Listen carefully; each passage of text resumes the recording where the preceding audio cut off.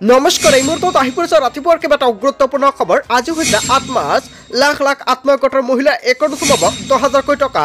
লগতে বহুতো হিতাধিকাৰীৰ নাম কৰ্তন কৰা হৈছে আত্মসহায়কৰ লিষ্টৰ পৰা। এতিয়া চেক কৰক তালিকাত আপোনাৰ নামটো আছে নে নাই, কোনবোৰ মহিলাৰ নাম কৰ্তন কৰিছে। ইয়াক লৈ মুখ্যমন্ত্ৰী ডক্টৰ হিমন্ত বিশ্ব শৰ্মাই বিশেষ কেইবাটাও নিৰ্দেশনা প্ৰকাশ কৰিছে। লগতে অসমত নতুনকৈ অৰুণোদয় 3.0 আবেদন কৰা প্ৰত্যেকজন মহিলাৰ একাউণ্ট সোমাব ১২৫০ টকা। মাজত মাত্ৰ এটা দিন বাকী আছে। ১০ তাৰিখতে চেক কৰক আপোনাৰ বেংক একাউণ্ট। লগতে ৰেচন কাৰ্ড থাকিলে জনতাই পাব 10টা সুবিধা। যদি আপোনাৰ ৰেচন কাৰ্ড আছে আপুনি কি কি সুবিধা লাভ কৰিব। কেৱল এয়াই নহয়, অসমৰ মুখ্যমন্ত্ৰী ডক্টৰ হিমন্ত বিশ্ব শৰ্মাই নতুন আঁচনি আৰম্ভ কৰিছে। লগতে কেইবাটাও ৰাজনৈতিক খবৰৰ লগতে অৰাজনৈতিক খবৰ যুগুত কৰা হৈছে আজিৰ দিনটোত। গোটেই অসম তথা ভাৰতৰ বিভিন্ন প্ৰান্তৰ পৰা যুগুত হৈছে কেইবাটাও ডাঙৰ খবৰ। এনেবোৰ খবৰ এটাও পাই থাকিবলৈ চেনেলটি ছাবস্ক্ৰাইব কৰি ভিডিঅ'টো এটা লাইক কৰিবলৈ নাপাহৰিব। আজিৰ আমাৰ প্ৰথমটো খুবেই গুৰুত্বপূৰ্ণ খবৰ হৈছে অসমবাসীৰ বাবে এটা ডাঙৰ খবৰ। এনএছএমৰ কৰ্মীয়ে প্ৰতিবাদ কৰাক লৈ মুখ্যমন্ত্ৰী ডক্টৰ হিমন্ত বিশ্ব শৰ্মাৰ প্ৰথমটো প্ৰতিক্ৰিয়া।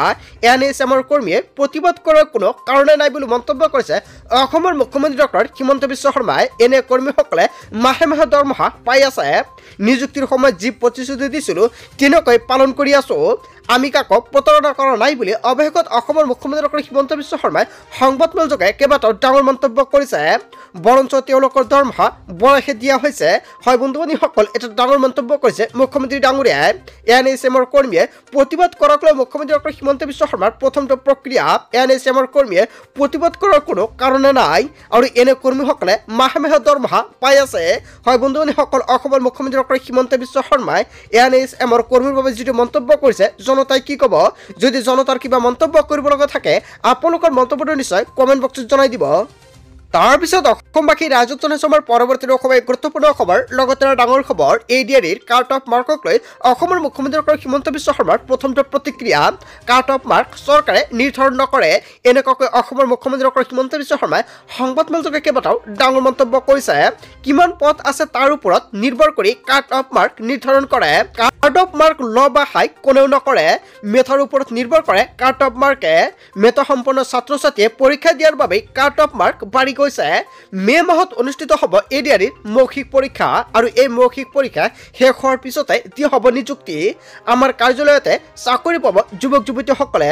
এডিআৰি কাৰ্ট অফ মাৰ্কক লৈ মুখ্যমন্ত্ৰী ডক্টৰ হিমন্ত বিশ্ব শৰ্মাই কেইবাটাও গুৰুত্বপূৰ্ণ মন্তব্য কৰিছে। হয় বন্ধু-বান্ধৱীসকল, কাৰ্ট অফ মাৰ্কক লৈ যদি আপোনাৰ কিবা প্ৰশ্ন থাকে আপোনালোকৰ মন্তব্যটো নিশ্চয় কমেণ্ট কৰি জনাই দিব। কিয়নো অসমৰ মুখ্যমন্ত্ৰী ডক্টৰ হিমন্ত বিশ্ব শৰ্মাই অৱশেষত সংবাদমেলযোগে কাৰ্ট অফ মাৰ্কক লৈ বহুতো প্ৰশ্ন উত্থাপন কৰিছিলে আৰু অৱশেষত মুখ্যমন্ত্ৰী ডক্টৰ হিমন্ত বিশ্ব শৰ্মাই কাৰ্ট অফ মাৰ্কক লৈ এটা ভাল খবৰ দিছে। তাৰপিছত অসমবাসী ৰাজকজনে চমৰ পৰৱৰ্তী খুবেই গুৰুত্বপূৰ্ণ খবৰ। লগতে ডাঙৰ খবৰ পঞ্চায়ত নিৰ্বাচনক লৈ আহি গ'ল এটা ডাঙৰ খবৰ। অন্ত পৰিল সকলো জল্পনা কল্পনা। পঞ্চায়ত নিৰ্বাচনৰ দিন ঘোষণাৰ বাবে সাজু হৈছে চৰকাৰ। একাদশ শ্ৰেণীৰ পৰীক্ষা শেষ হোৱাৰ লগে লগে আৰম্ভ হ'ব পঞ্চায়ত নিৰ্বাচন। ২৮ মাৰ্চত অন্ত পৰিব একাদশ শ্ৰেণীৰ পৰীক্ষা আৰু ইয়াৰ পিছতে যিকোনো মুহূৰ্তত আৰম্ভ হ'ব পঞ্চায়ত নিৰ্বাচন। বহাগ বিহুৰ মাজতে চলি থাকিব নিৰ্বাচন। মুখ্যমন্ত্ৰী ডক্টৰ হিমন্ত বিশ্ব শৰ্মাই পঞ্চায়ত নিৰ্বাচনক লৈ কেইবাটাও ডাঙৰ মন্তব্য কৰিছে। হয় বন্ধু-বান্ধৱীসকল, সাজু হওক পঞ্চায়ত নিৰ্বাচনত প্ৰতিদ্বন্দ্বিতা কৰিবলগীয়া প্ৰাৰ্থীসকলে, কিয়নো অতি শীঘ্ৰে হ'বলগীয়া গৈ আছে পঞ্চায়ত নিৰ্বাচন। যদি আপোনাৰ কিবা নথি পত্ৰ সংগ্ৰহ কৰিবলগীয়া বাকী আছে অতি শীঘ্ৰে নথি পত্ৰকেইটা বনাই লওক, অন্যথাৰ পিছত কিন্তু আপুনি পঞ্চায়ত নিৰ্বাচনৰ প্ৰাৰ্থী হ'ব বা যোগ্য হ'ব নোৱাৰিব। তাৰপিছত অসমবাসী ৰাজকজনে চমৰ পৰৱৰ্তী খুবেই গুৰুত্বপূৰ্ণ খবৰ। লগতে ডাঙৰ খবৰ সংখ্যালঘুৰ বাবে চৰকাৰৰ বাজেটত কোটি কোটি টকা আবণ্টন দিছে। সংখ্যালঘু কল্যাণৰ বাবে ১,০০০ কোটি টকা ধাৰ্য কৰিছে। অকাপ সম্পত্তিৰ বাবে ১৫০ কোটি টকা ধাৰ্য কৰা হৈছে। মছজিদৰ ইমামৰ বাবে মাহিলী ৬,০০০ টকা মাননি ঘোষণা। কেৱল এয়াই নহয়, ঈদৰ মাধ্যমতে শিক্ষানুষ্ঠানৰ বাবে ১০০ কোটি টকাৰ পেকেজ ঘোষণা কৰিছে। বাজেট উত্থাপনৰ পাছতে তীব্ৰ জকৰণি ৰাজনীতিত। কৰ্ণাটক চৰকাৰে দাখিল কৰিলে ২,০০০ চনৰ বাজেট আৰু ৪% চৰকাৰী কামৰ নিবিদা মুছলমান ঠিকাদাৰৰ বাবে সংৰক্ষিত কৰা হৈছে। মুছলমানসকলৰ বিয়াৰ বাবে ৫০,০০০ টকা সাহায্য ঘোষণা কৰিছে। কেৱল এয়াই নহয়, মুছলমান অধ্যুষিত এলেকাত ITI কলেজ স্থাপনৰ বাবে ৫০ লাখকৈ টকা ধাৰ্য কৰা হৈছে। বাজেটত হিন্দু সম্প্ৰদায়ৰ লোকসকলক গুৰুত্ব নিদিয়াৰ অভিযোগ উত্থাপিত হৈছে। কৰ্ণাটক চৰকাৰৰ মুখ্যমন্ত্ৰী সিদ্ধাৰামাই কৰিছে এটা ডাঙৰ ঘোষণা। হয় বন্ধু-বান্ধৱীসকল, এটা বিগ আপডেট প্ৰকাশ পাইছে।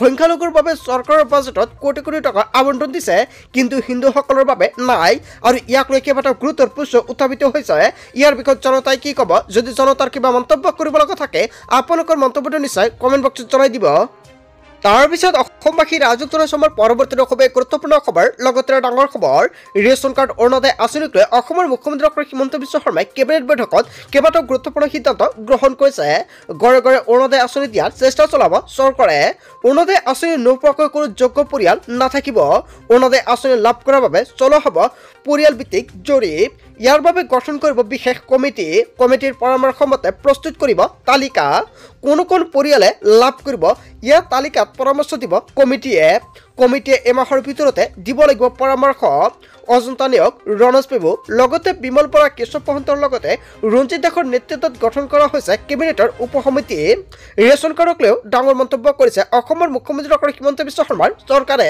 যদি আপুনি অৰুণোদয় আঁচনি 3.0 নামটো অন্তৰ্ভুক্ত কৰাইছে তেনে ক্ষেত্ৰত আপোনাৰ বাবে এটা ভাল খবৰ আপুনি যদি সঠিকভাৱে নথিপত্ৰকেইটা জমা দিছে তেনে ক্ষেত্ৰত আপোনাৰ নামটো তালিকাত আহিব পাৰে যদি আপুনি অৰুণোদয় 3.0 বাবে আবেদন কৰিছে আপুনি কেনেকৈ চেক কৰিব তালিকাত আপোনাৰ নামটো আহিছে নে নাই কিয়নো এতিয়ালৈকে চৰকাৰে তালিকাটো প্ৰকাশ কৰা নাই যেতিয়া তালিকাটো প্ৰকাশ কৰিব নিশ্চয় এইটো চেনেলৰ জৰিয়তে পাই যাব আৰু তাৰ বাবে সকলোৱে আগতীয়াকৈ চেনেলটি সাবস্ক্ৰাইব কৰি ৰাখিব তাৰ পিছত অসমবাসী ৰাজুক জনসমৰ পৰৱৰ্তী খুবেই গুৰুত্বপূৰ্ণ খবৰ লগতে এটা ডাঙৰ খবৰ লাখপতি বাইদেউৰ বাবে এটা ভাল খবৰ শীঘ্ৰে আপোনাৰ একাউণ্টত সোমাব চৰকাৰী ধন প্ৰদানৰ বাবে চৰকাৰে গ্ৰহণ কৰিছে ব্যৱস্থা জনতা ভৱনত বিশেষ বৈঠকত মিলিত হৈছে অসমৰ মুখ্যমন্ত্ৰী ডক্টৰ হিমন্ত বিশ্ব শৰ্মাৰ লগতে আন মন্ত্ৰীসকল মুখ্যমন্ত্ৰী মহিলা উদ্যমিতা অভিযানৰ অগ্ৰগতিৰ বুজ ল'লে মুখ্যমন্ত্ৰী ডক্টৰ হিমন্ত বিশ্ব শৰ্মাই আবেদন পত্ৰ পৰ্টেলত অন্তৰ্ভুক্তকৰণৰ সন্দৰ্ভত বৈঠকত মিলিত হৈছে অসমৰ মুখ্যমন্ত্ৰী ডক্টৰ হিমন্ত বিশ্ব শৰ্মাই মন্ত্ৰী ৰঞ্জিত কুমাৰ দাস আৰু অন্যান্য বিষয়াসকল উপস্থিত থাকে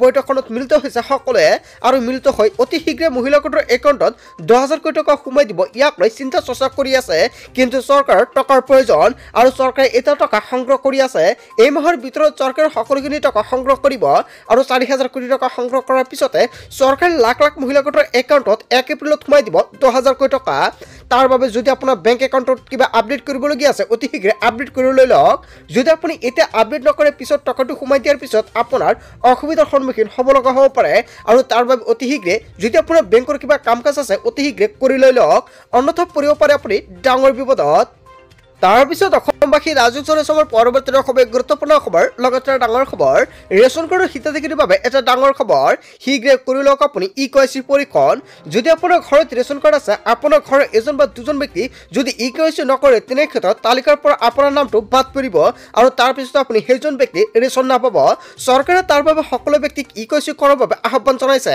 যদি আপুনি নতুনকৈ ৰেচন কাৰ্ডটো বনাই লৈছে তথাপিও আপোনাৰ ইকেৱাইচি কৰাটো বাধ্যতামূলক ইকেৱাইচি নকৰিলে আপুনি ৰেচনৰ চাউল নাপাব লগতে যদি আপুনি মেইন হিতাধিকাৰী তেনে ক্ষেত্ৰত কিন্তু আপোনাৰ ইকেৱাইচি কৰাটো বাধ্যতামূলক অন্যথা আপোনাৰ ৰেচন কাৰ্ডটো কৰ্তন হ'ব পাৰে ৰেচন কাৰ্ডৰ হিতাধিকাৰীৰ বাবে বাধ্যতামূলক ইকেৱাইচি পৰীক্ষণ কেনেকৈ কৰিব ৰেচন কাৰ্ডৰ বাবে ইকেৱাইচি পৰীক্ষণ ইকেৱাইচিৰ বাবে প্ৰশাসনে গ্ৰহণ কৰিছে পৰীক্ষণৰ কাৰ্যসূচী খবৰ কৰক আপোনাৰ সংশ্লিষ্ট সুলভ দোকানীৰ সৈতে সুলভ দোকানীলৈ প্ৰশাসনে প্ৰেৰণ কৰিছে নিৰ্দেশনা খাদ্য ৰাজহ বিতৰণ আৰু গ্ৰাহক পৰিক্ৰমা বিভাগে জাৰি কৰিছে নিৰ্দেশনা ৰেচন কাৰ্ডৰ হিতাধিকাৰীৰ বাবে এটা ডাঙৰ খবৰ যদি আপোনাৰ ৰেচন কাৰ্ড আছে অতি শীঘ্ৰে ইকেৱাইচি কৰি লওক অন্যথা আপুনি ৰেচনৰ চাউল নাপাব লগতে ৰেচন কাৰ্ডৰ আপোনাৰ বঞ্চিত হ'ব পাৰে ৰেচন কাৰ্ডৰ পৰা আপোনাৰ নাম লগতে ৰেচন কাৰ্ডৰ আপোনাৰ নামটো কৰ্তন কৰাৰ লগতে ৰেচন কাৰ্ড বঞ্চিত হ'ব তাৰ পিছত অসমবাসী ৰাজুক জনসমৰ পৰৱৰ্তী খুবেই গুৰুত্বপূৰ্ণ খবৰ লগতে ডাঙৰ খবৰ দেশৰ কোটি কোটি লোকে লাভ কৰিব বিনামূলীয়া কৰ প্ৰধানমন্ত্ৰী আৱাস যোজনাৰ অধীনত লাভ কৰিব অত্যাধুনিক কৰ